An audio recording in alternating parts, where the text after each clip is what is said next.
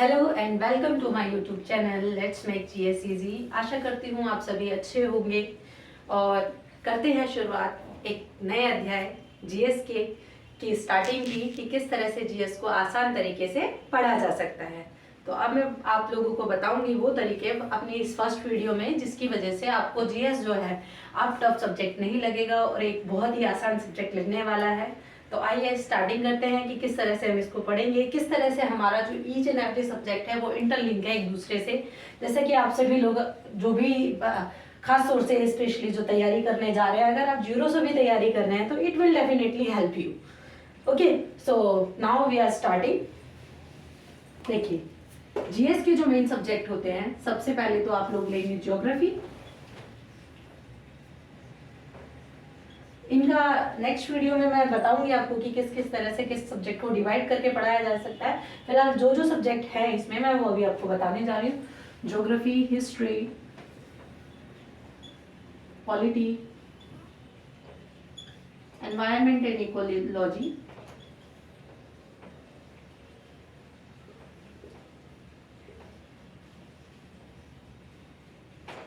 Science और at last हमारा आता है history, geography, polity, environment, ecology, science and current affairs.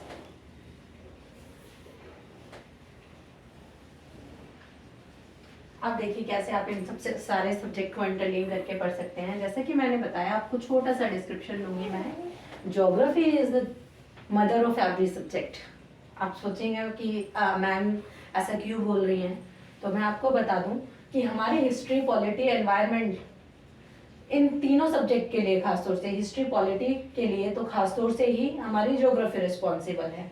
और ज्योग्राफी की शुरुआत साइंस से करें या ज्योग्राफी साइंस से ज्योग्राफी को स्टार्ट करें, बात एक ही है। बट हम क्योंकि ह्यूमैनिटीज पोर्शन को पढ़ने के लिए जा रहे हैं तो we will started from geography. हालांकि मैं जो सब्जेक्ट पहले पढ़ाऊंगी वो पॉलिटी पढ़ाऊंगी, बट कैसे हमारी पॉलिटी के लिए, कैसे वर्ल्ड पॉलिटिक्स के लिए और वर्ल्ड हिस्ट्री के लिए रिस्पॉन्सिबल है ज्योग्राफी, एक छोटे से एग्जाम्पल के साथ में आपको बताना चाहती हूँ। Look, word is like this. Okay, ठीक है।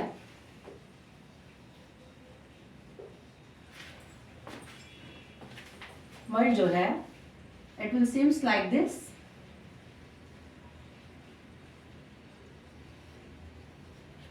समथिंग यू कैन सी, ठीक है।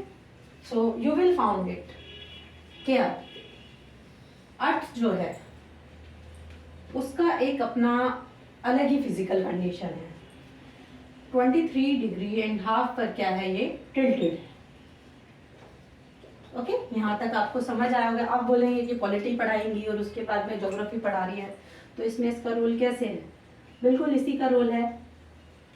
इक्वेटर जो कि 0 डिग्री से डिवाइड करती है। अब ये 0 डिग्री क्या है? एक ऐसी रेखा जो पृथ्वी को 2 समान भागों में इक्वल पार्ट्स में बांटती है, इसीलिए हम इसको क्या बोलते हैं? इक्वेटर बोलते हैं, राइट? ठीक। अब इक्वेटर का काम क्या है? पृथ्वी को या अर्थ को, it divided earth into 2 same hemisphere, right? मान लीजिए अब अर्थ की जो फिजिकल कंडीशन है, जो ज्योग्राफिकल कंडीशन है, वो कैसे? पहली बात तो जियो वर्ड, जियोग्राफी अपने वर्ड शब्द में ही छिपा है। जियो का मतलब क्या होता है? अर्थ, ठीक है, अर्थ। अर्थ और जियो शब्द कहाँ से लिया गया है? जियोइड। जियोइड क्या है? जियोइड बोला जाता है अर्थ की शेप को, क्योंकि ना तो अर्थ गोल है ना अंडाकार है।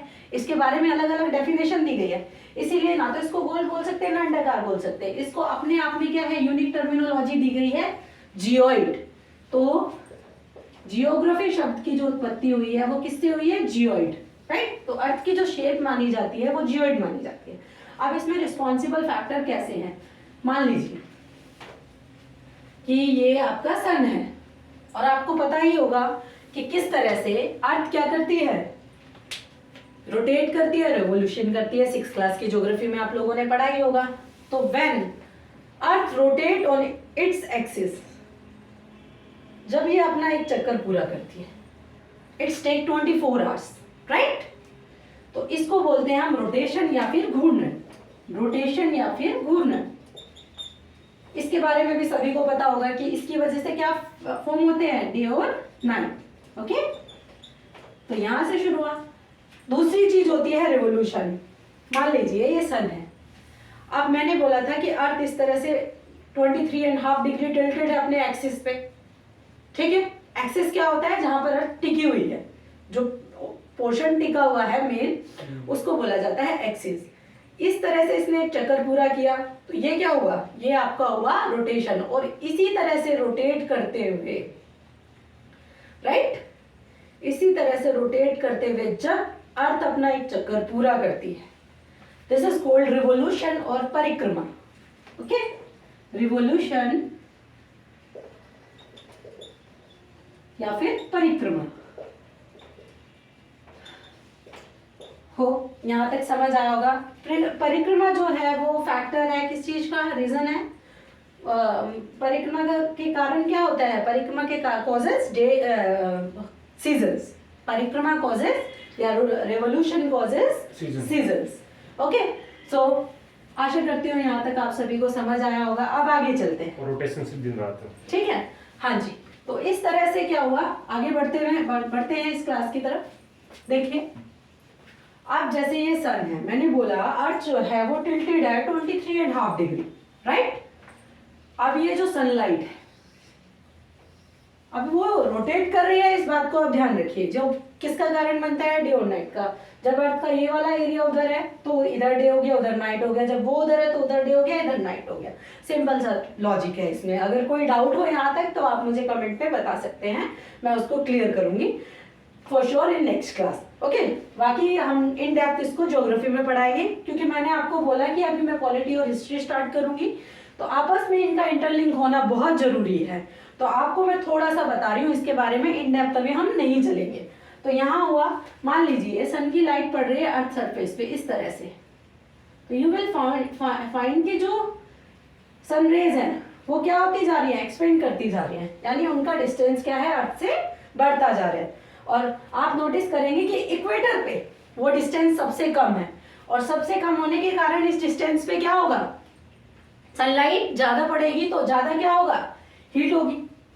अब क्योंकि हमारा जो मैप है वो बोलता है कि अर्थ दो पार्ट में बटा था, पहले पेंजिया और पैंथालासा, ये बता दूंगी मैं। पेंजिया बोला जाता था जो जितना भी सॉलिड सरफेस होता था, और पैंथालासा बोला जाता था जितना भी वाटर बॉडीज होती थी। उसको बाद में ये ब्रेक हुआ, 7 प्लेट्स है, उसके बारे में हम ज्योग्राफी में बताएंगे। तो वाटर सरफेस भी इतना ही है। अब इक्वेटर के आसपास जहां जहां पर पानी है, वहां अगर डायरेक्ट सनलाइट पड़ रही है तो वहां पे क्या होगा, एक्स्ट्रा रेनफॉल। और वहां अगर एक्स्ट्रा रेनफॉल होगा विच मीन्स क्या है, वहां का क्लाइमेट कैसा होगा, डेंस फॉरेस्ट, ठीक है, एवरग्रीन फॉरेस्ट, क्योंकि रेनफॉल ज्यादा है। और ऑटोमेटिकली जो कि टेम्परेचर ज्यादा होना चाहिए, 50 प्लस होना चाहिए, वो नहीं होगा, एक मॉडरेट टेम्परेचर होगा बिकॉज ऑफ हैवी रेनफॉल। ठीक है, जैसे ही थोड़ी गर्मी पड़ेगी पानी लेगा और क्या होगा, एवपोरेशन होगा, तुरंत बारिश हो जाएगी, तो जो गर्मी है वो क्या होगी, खत्म हो जाएगी। आप साउथ इंडिया में इसके एग्जांपल्स देख सकते हैं, क्योंकि इंडिया से अच्छा एग्जांपल, इंडिया पूरे वर्ल्ड का क्लाइमेट अकेले समेटे हुए। इंडिया की जो पोजीशन है आप देखेंगे, वो ज्योग्राफी में हम पढ़ाएंगे। और किस तरह से इंडियन ज्योग्राफी ही रिस्पॉन्सिबल है कि भारत में इतने सारे जो लोग हैं, इतने विदेशी लोग हैं, उन्होंने अटैक्स किए, किस तरह से हमारी जो फिजिकल कंडीशन है उसने उनको क्या किया, अट्रैक्ट किया। तो you will find it in this class. Okay, तो इस तरह से क्या होगा, जो 0 डिग्री पे होगा वहां पे नॉर्मल टेम्परेचर होगा, लेकिन डेंस फॉरेस्ट की वजह से वहां पे क्या होगा, वहां ये होगा कि ह्यूमन पॉपुलेशन से ज्यादा वहां पे क्या होगा, बाकी की स्पीशीज ज्यादा होंगी। क्योंकि 24 आवर्स या मान लो आप 24 घंटे में से 20 घंटे बारिश हो रही है या 10 घंटे बारिश हो रही है, उतने में भी ह्यूमन के लिए रिसोर्सेज इकट्ठा करना पॉसिबल नहीं है। तो यहाँ हट जाइए। अब हमारा जो 8 डिग्री चैनल से शुरू होता है इंडिया, अब ऊपर जाएंगे, जैसे जैसे ऊपर जाएंगे तो अपने आप ही ठंडा होने लगेगा, जैसे जैसे नीचे आएंगे तो अपने आप ही ठंडा होने लगेगा। एक और बात बता दूं, पोल्स पे 6 मंथ का डे होता है, 6 मंथ की नाइट होती है, वो ज्योग्राफी में बताऊंगी कि ऐसा क्यों होता है। ठीक है, तो हालांकि यही रीजन है, अगर आप ध्यान से देखेंगे अर्थ की पोजीशन को कि वो किस तरह से टिल्टेड है, तो आपको अपने आप समझ आ जाएगा। अब यहाँ देखिए, जैसे जैसे ऊपर जाएंगे वैसे वैसे वेजिटेशन क्या हो गया, मॉडिफाई होता चला गया। फिर और ऊपर जाएंगे तो और ठंडा हो गया। अब जो बहुत ज्यादा ठंडा टेम्परेचर है मान लीजिए 45 डिग्री प्लस से ऊपर चला गया या 50 डिग्री चैनल से ऊपर चला जाता है, 45 डिग्री और 50 डिग्री चैनल की बात कर रहे हैं, टेम्परेचर की बात नहीं करते हैं, ठीक है। डिग्री चैनल से ऊपर जैसे ही जाएगा तो वहां पे क्या होगा, वहां पे होगा ये कि क्लाइमेट ठंडा होना शुरू हो जाएगा, वहां का भी वेजिटेशन अच्छा नहीं रहेगा। तो इंडिया जैसी जो कंट्रीज हैं एक मॉडरेट एरिया में आती हैं, जहां पर आप देखेंगे कि क्लाइमेट के अच्छा होने की वजह से प्लेन्स भी हैं, और जैसे जैसे मान लो यहाँ ठंडा होता जा रहा है, ठंडा होता जा रहा है, फिर सनलाइट नीचे नीचे आ रहे हैं, इस यहाँ से इधर आए तो सनलाइट बढ़ी, ऊपर गए तो घटी, तो जैसे जैसे सनलाइट बढ़ रही है तो यहाँ बर्फ पिघले, नदियाँ बनी, प्लेन बने, तो अपने आप ही एग्रीकल्चर के हिसाब से लैंड कैसा हो जाएगा, प्लेन एरिया ये सब, और फार्मिंग लैंड तैयार हो जाएगा। तो इस तरह से आप इसमें देख सकते हैं, इसको थोड़ा जल्दी खींचते हैं। ऐसा ही यूरोपियन कंट्रीज का आप देखिए, इनके पास कुछ भी नहीं था। कहने का मतलब ये है, यहाँ से हमारी पॉलिटी की और हिस्ट्री की शुरुआत होती है, मॉडर्न हिस्ट्री की, सॉरी, यहाँ से हमारी शुरुआत होती है। तो इनके पास क्या है, मॉडर्न हिस्ट्री भी कह लीजिए, एंशिएंट भी कह लीजिए, क्योंकि ग्रीक्स ने भी अटैक किया था। अलेक्जेंडर था, अलेक्जेंडर का जो राजदूत था सेल्यूकस निकेटर, उसने भी हमारे ऊपर अटैक किया था, उसको जाना पड़ा था हालांकि, ठीक है। फिर उसके बाद में मिडिल इंडिया में आप देख लीजिए, अरेबियंस ने हमारे ऊपर में क्या किया, अटैक किए।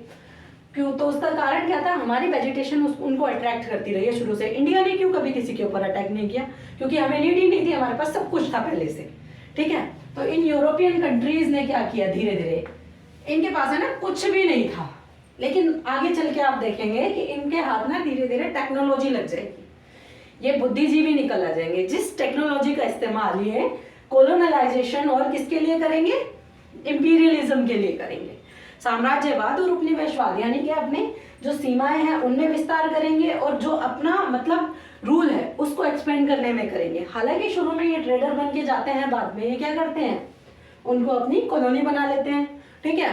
तो इस तरह से हमारी मॉडर्न हिस्ट्री की जो है वो शुरुआत होती है, और हमारी पॉलिटी का हिस्टोरिकल बैकग्राउंड तैयार होता है। इसके लिए कुछ टर्मिनोलॉजी समझना जरूरी है, जो हम आपको नेक्स्ट क्लास में बताएंगे। आशा करते हैं आपको आज की ये क्लास हमारी पसंद आई। थैंक यू, धन्यवाद। और चैनल क्लास पसंद आई हो तो लाइक, शेयर, सब्सक्राइब करना ना भूलें। Thank you.